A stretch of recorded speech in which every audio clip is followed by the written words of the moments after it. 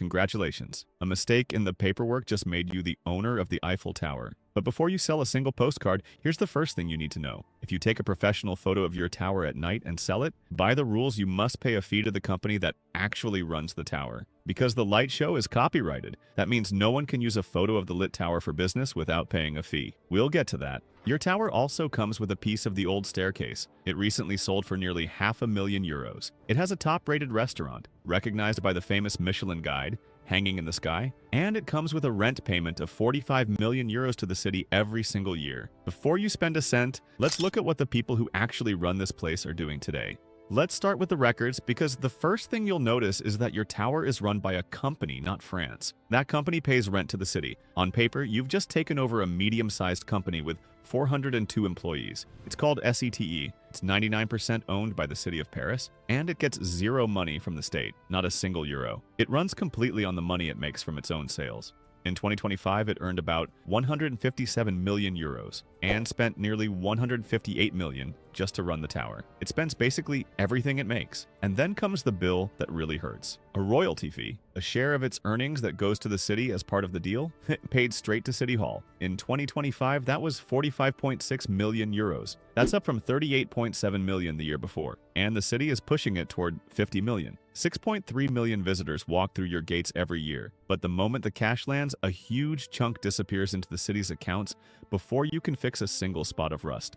Remember, this whole operation is yours now. And here's the second danger nobody mentioned. If that royalty keeps climbing toward $50 million, you either find a huge new source of money, or your tower eats up all your cash before you can even start painting. And there's another deadline that makes all of this even more urgent. The company you just inherited, SET, does not actually own the tower forever. It runs the place under a short-term agreement from the city. That agreement is set to end around 2032. When that date comes, the city will allow other companies to compete to run it. Any other company can try to take the keys away from you. So every cent you spend today on paint, on security, on stopping the rust from spreading is also a test. If you let the tower fall apart or handle the money badly, someone else gets the prize. You are not just fighting a huge rent payment. You are fighting a deadline that could take the whole tower away from you completely. The obvious way to make money: charge people to go up, and you'd better be smart about it, because the simple entry ticket is not where the real money is. Tickets are a smart ladder. They make visitors pay more as they go higher. You can walk up the stairs to the second floor for about €15, or take the elevator to the top for €35.30. That top ticket price jumped 20% in June 2024, up from €29.40. The official reason was, in their words, to save the tower from rust. The visitor is being asked to pay for the metal. Before the recent price increases, ticket money alone earned around €87 million a year. That sounds like the main business.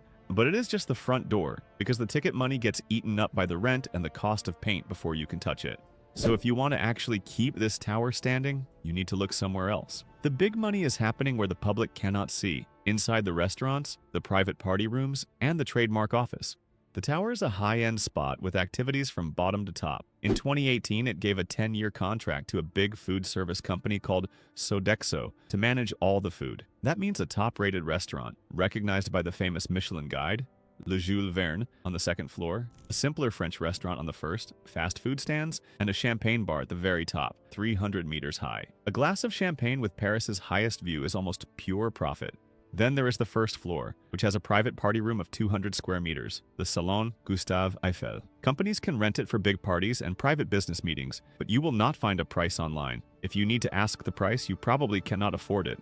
And beyond the building itself, SETE owns the trademark, the exclusive right to use the name Eiffel Tower and its image for products. It is registered in 26 different product types. It runs an online store with more than 100 products, from expensive tea to high-fashion clothes, all with the tower's shape on them. Your company sells the name and the image as a separate business. The tower's most profitable product is the permission to use its name and the special experience of eating 125 meters up. But the highest space in Paris is not just for champagne bars and meeting rooms. Your tower is also one of the most valuable antenna towers in the world. At the very top are about 120 antennas, a thick group of metal poles and dishes that send TV, radio, and mobile phone signals across the city. Phone companies, TV stations, and radio networks each pay a yearly rent to use space up there. It is quiet, invisible to tourists, and earns about €3 million a year without a single visitor needing to go inside. The tower works as a signal tower even while it sleeps. And if you still do not make enough money from champagne, business parties, and antenna fees, there is another way. You can start taking pieces off the tower and selling them. They have already done that.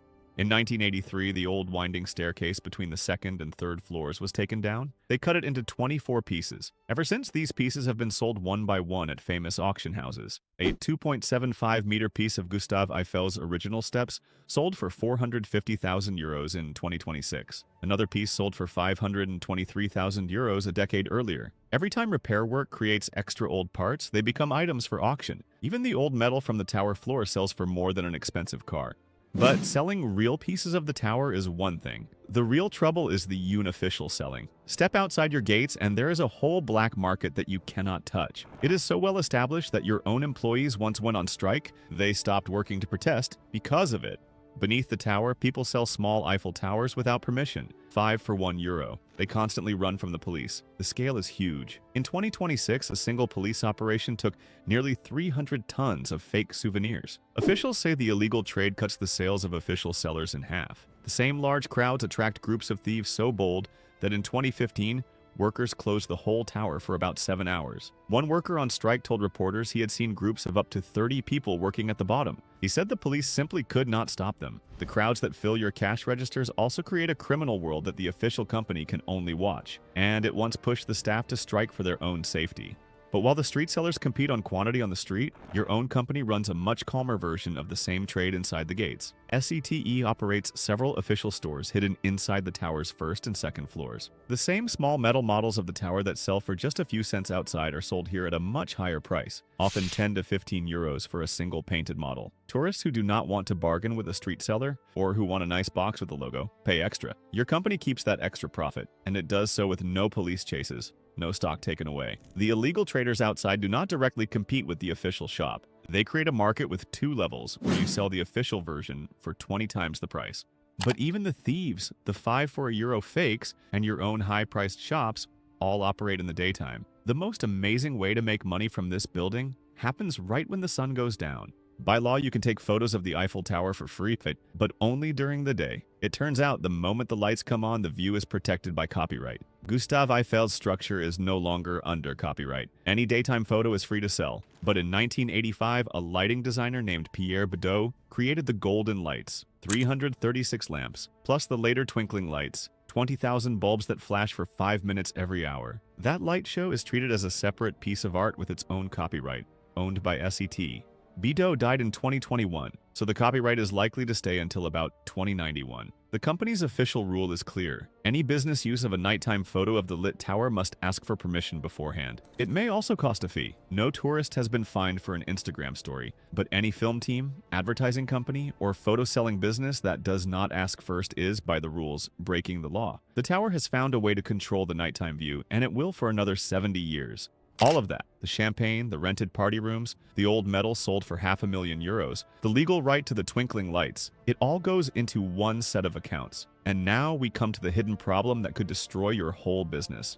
Get this, in 2022, a secret report that became public found the tower, in their words, riddled with rust. A manager who did not give his name told the magazine Marianne, if Gustave Eiffel visited the place, he would have a heart attack. Here's what they meant. The tower is repainted about every 7 years. 50 painters working high above apply 60 tons of paint by hand, the same method used since 1889. But the 20th repainting project, meant to restore the golden look for the 2024 Olympics, failed. They found lead in the old layers of paint. So the plan to remove 30% of the iron was reduced to about 5%. Experts called it a surface-level makeover, a cheap fix that only hides the problem and could actually make the rust worse.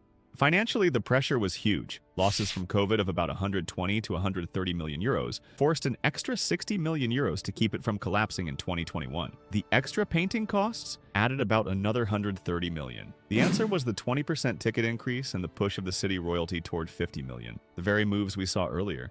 But in February 2024, the workers decided they could no longer accept the conditions. They went on strike for 6 days. The tower shut its doors, turning away about 100,000 visitors, and lost about $2 million. They openly said that SEE's business model relied on visitor predictions that were too hopeful, while spending too little on repairs. The strike ended only when management promised about 380 million euros for works through 2031 and agreed to set up a team to review the business plan every 6 months. The world's most romantic monument is now a company trying to squeeze money from a rusting tower. Its own workers had to walk out to stop it from neglecting the iron. All those money-making ideas, the tickets, the restaurants, the staircase auctions, the copyrighted night run were just about survival, ways to keep the tower alive. So that's your tower. It's a city-owned company that pays 45 million euros in rent. It charges different ticket prices and rents its floors to top restaurants and business parties. It owns the legal right to its own image. Up top, it rents space to a forest of antennas. It sells pieces of its old staircase at auction for €500,000 each. And it has legally copyrighted the twinkling lights after dark, all while racing against a deadline that could give the whole thing to a rival in 2032. It's a business that just happens to be beautiful, and the real money is in the desperate race to keep it looking like it will stand forever. Congratulations, you now own a 330-meter iron problem that must be repainted every 7 years. It has a trademarked light show and workers who will close the doors if you try to cut costs. Enjoy the view.